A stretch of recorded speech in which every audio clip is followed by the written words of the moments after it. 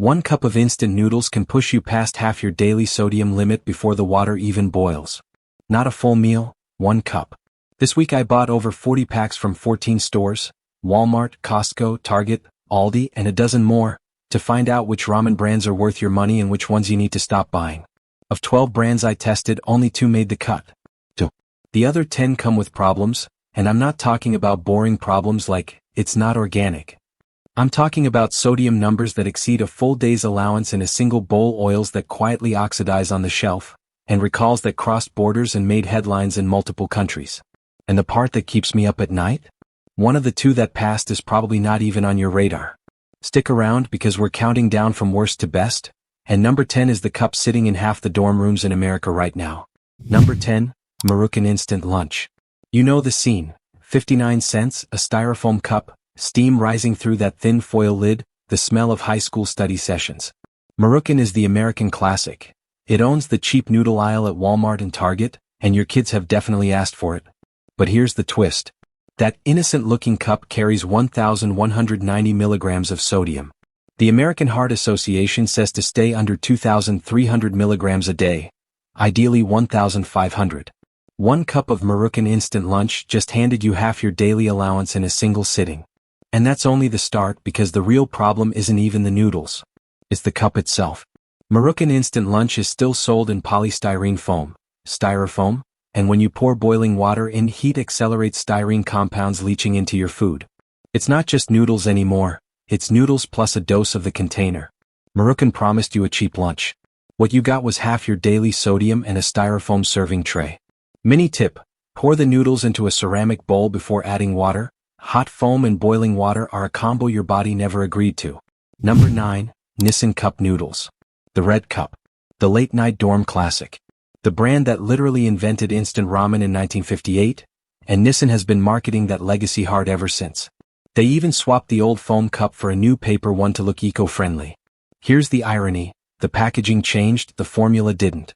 That paper cup still holds roughly 1,300 milligrams of sodium per serving.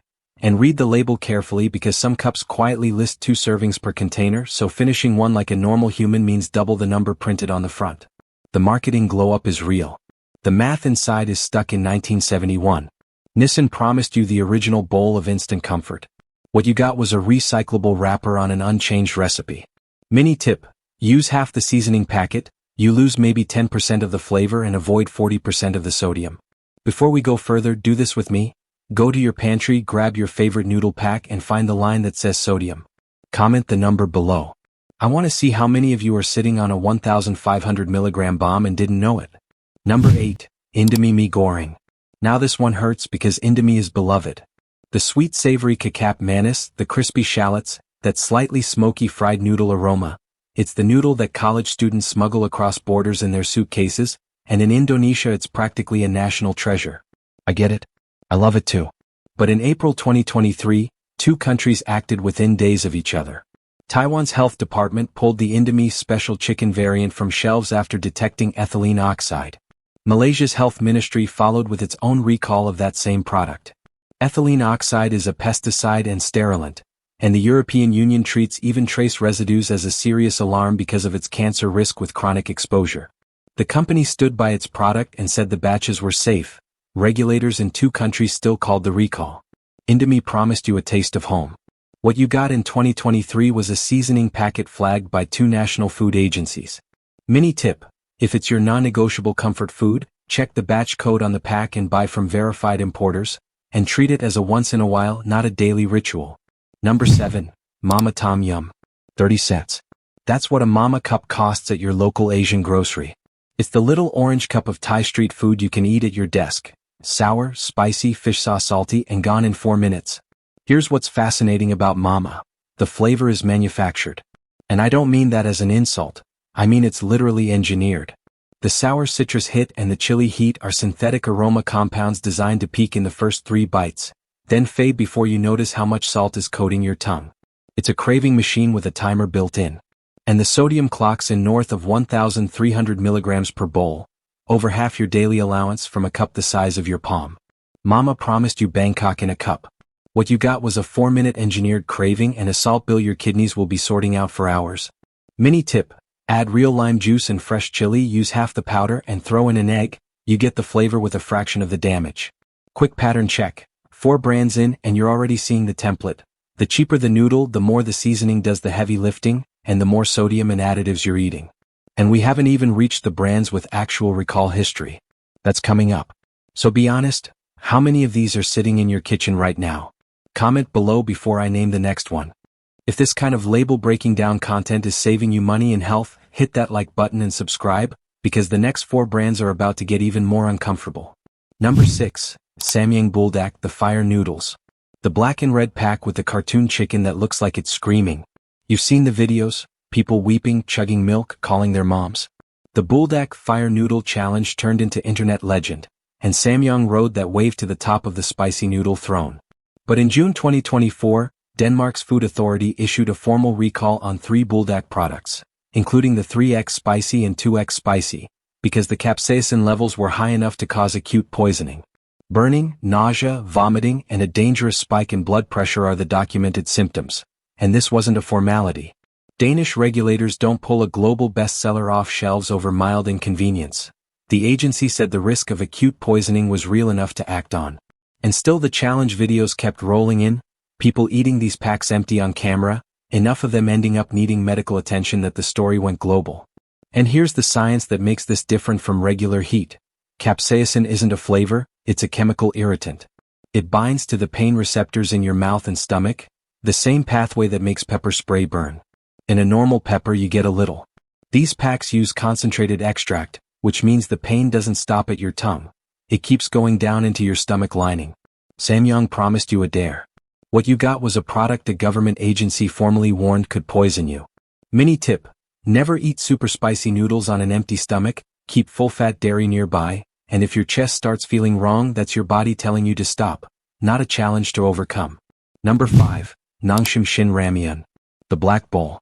The one Korean ramyeon hangs its reputation on anchovy and kelp broth, that deep umami heat, the bowl that's been the backbone of Korean households since 1986.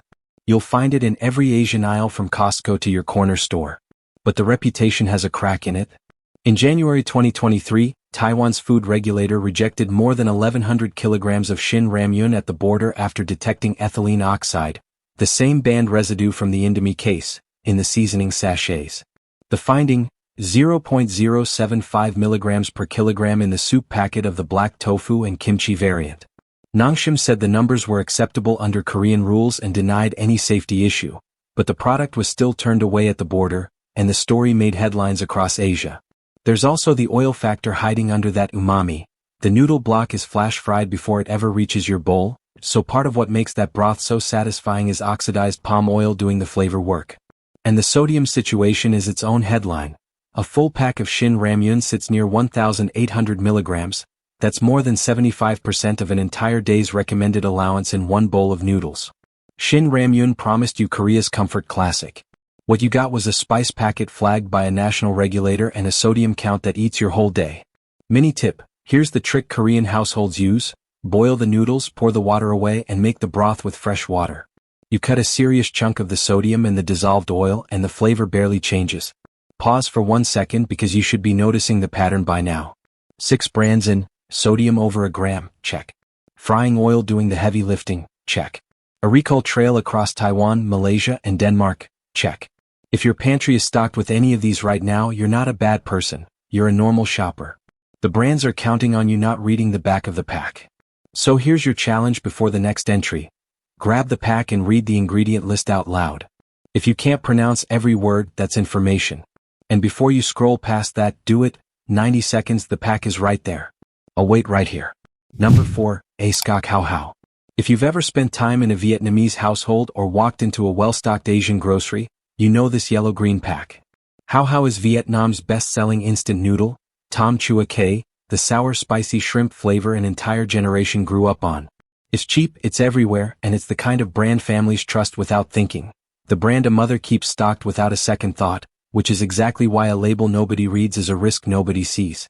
That trust is exactly why the next part matters, because Hao Hao is a 3 strikes product. Strike 1. Sodium, over 1,000 milligrams per serving before you add anything. Strike 2. The noodles are deep fried in palm oil before packaging. which means a meaningful portion of your calories are frying oil that keeps degrading the longer the pack waits on the shelf. Strike 3, Supply Chain Flags. After the 2023 ethylene oxide wave, Taiwan's inspectors turned a spotlight on Southeast Asian seasoning packets. And that category-wide scrutiny is why regulators across the region started testing brands like Hao Hao on the regular. No full-scale ban for Hao Hao itself, but a permanent yellow flag on the whole supply network it belongs to. Hao Hao promised you the bowl of Vietnamese childhood. What you got was a 3-strike label: salt, fried oil, and a supply chain that international inspectors are watching. Mini tip: boil the noodles, drain them, rinse them under hot water, then make the broth fresh. The rinse alone knocks a big chunk of the frying oil off the noodles. 3 brands left on the worst list, and the next 2 are the quiet ones, the mild noodles that millions of parents buy specifically because they think mild means safe. This is where the list gets personal. Number 3, Jin Ramen. The yellow pack. The quiet, safe choice. Jin Ramen is what you buy when you want comfort without the fire. Mild, savory, the kind of broth that feels like a soft blanket after a long day. It's the most popular mild noodle for a reason. No pain, no spectacle, no challenge. And that's exactly the trap. Every spicy noodle on this list has one accidental safety feature. The heat stops you. You eat 1 pack, your mouth is on fire, you stop. But Jin Ramen has no off switch. The broth is so gentle that you'll finish the whole pack, then maybe reach for the second one because it's so mild, and before you know it you've put away over 1,000 milligrams of sodium without ever feeling like you ate anything heavy. Here's the inverse correlation in plain terms. Spiciness and portion control move together, and mildness and total sodium intake move together too. The most dangerous noodle isn't the one that burns. It's the one that goes down so smooth you forget it's there. Think about it, the brands that scare you advertise it. Nobody makes a YouTube challenge out of a mild noodle, and nobody posts a video about a bowl that felt like nothing. The ones that worry me are the ones you don't think about at all. Jin Ramen promised you a gentle bowl. What you got was a quiet sodium system that disappears into your day, and disappearing means you finish every gram. Mini tip: mild does not mean light.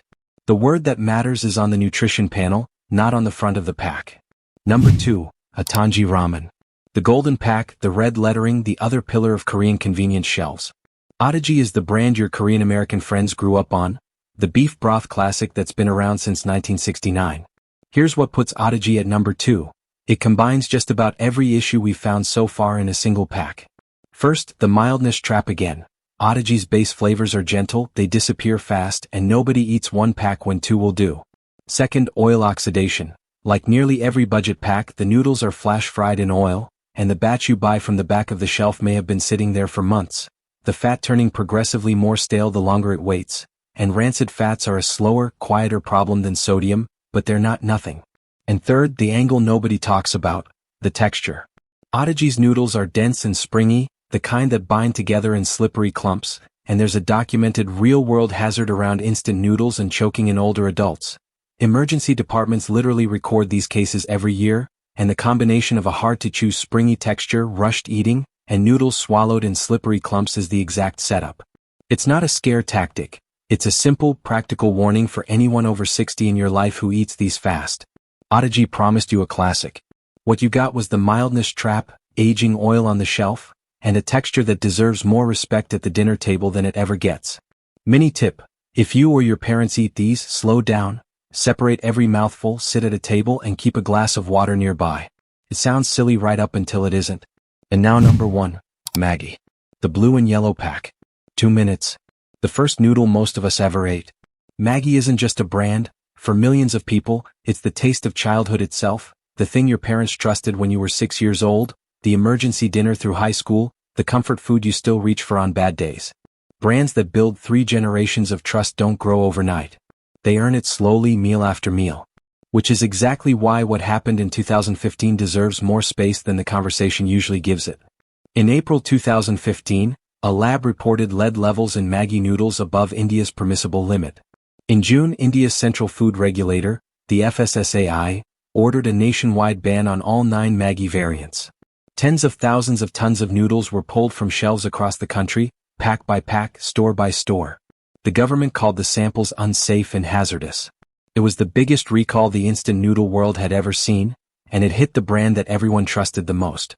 Now the nuance, because I don't do false drama. The lead finding was later disputed, The ban was overturned by the Bombay High Court in August 2015 after retesting, and Nestle relaunched Maggi to enormous success. The company fixed its systems. I'll give them that. But the record doesn't disappear just because the relaunch worked. And the lead story isn't even the whole story, because even setting 2015 aside, a standard Maggi serving still sits above 1,300 milligrams of sodium, comfortably past half your daily allowance, from a pack engineered to be eaten in 2 minutes. Maggi promised 3 generations of childhood dinners. What you got was a nationwide ban, the biggest recall in instant noodle history, and a sodium count that was always there, hiding in plain sight. I'm not saying never buy it again. I'm saying trust, once spent, takes a long time to rebuild, and you deserve to know exactly what you're eating while you decide, because the brands we trust the most are always the ones we scrutinize the least. So that's the 10 national favorites, 10 packs that almost all share the same skeleton. Sodium over a gram, frying oil doing the calorie work, and a regulatory trail somewhere in their history, recalls, border rejections, and warnings stretching from Denmark to Malaysia to India. If you've been quietly making mental notes, good. That means the next part matters to you. Because out of 12 brands I put through the same test, only 2 survived. And they're about to change what you think a noodle can be. Let's start with the one brand most of you have never heard of, and that's exactly why it's here. Lotus Foods. You'll find it in the natural food section of Whole Foods, some Targets, and the better stock chains, and the moment you see the pack, you'll notice what's different. The noodles are white, not yellow. Because they're made from rice, not wheat, and more importantly, they're not fried. That's the whole secret. While the classic budget brands flash fry their noodles in oil, that's where all that fat and those oxidized compounds come from. Lotus Foods steams the rice noodles and then air dries them. That single process change drops the fat to a fraction of the competition, around 3 grams per serving against the 12 to 14 grams you're getting from the fried packs. And the ingredient list is a breath of fresh air. Rice bran, water, salt. You can read the whole list out loud in 5 seconds without needing a chemistry degree. Sodium? In the neighborhood of 350 milligrams, roughly a quarter of what the cheap cups serve, and a genuine fraction of your daily limit. Now the honest part, because I promised you honesty, the texture is different. Rice noodles are softer, more delicate, without that bounce you get from wheat. The first bowl takes a second to adjust to. And the price is higher. You're paying $1 more per bowl than the 59-cent cups. Here's what you're buying with that extra $1.